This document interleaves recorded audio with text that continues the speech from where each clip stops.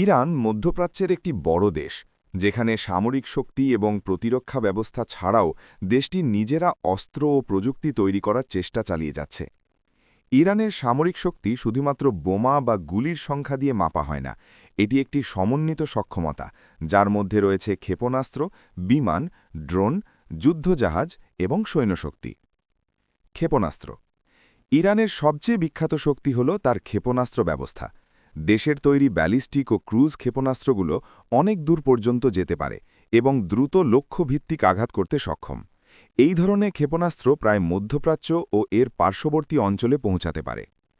Drone ইরানের নিজস্ব তৈরি ড্রোনগুলো গোয়েন্দা, পর্যবেক্ষণ এবং কিছু ক্ষেত্রে সামরিক কার্যক্রমেও ব্যবহৃত হয়। এগুলো তুলনামূলক সস্তা কিন্তু কার্যকর, তাই ইরান অনেক প্রতিষ্ঠানেই এগুলো নিয়োজিত করেছে। বিমান ইরান পুরনো যুদ্ধবিমান ব্যবহার করে, কিন্তু একই সময়ে নতুন ধরনের ড্রোন ও ক্ষুদ্র যুদ্ধবিমান তৈরির চেষ্টা করছে। এতে দেশটির আকাশ প্রতিরক্ষা শক্তি স্থিতিশীল রাখা হয়। নৌশক্তি ইরানের নৌশক্তি প্রধানত উপসাগরীয় এলাকায় শক্তি প্রদর্শন ও নিরাপত্তা বজায় রাখতে ব্যবহৃত হয়।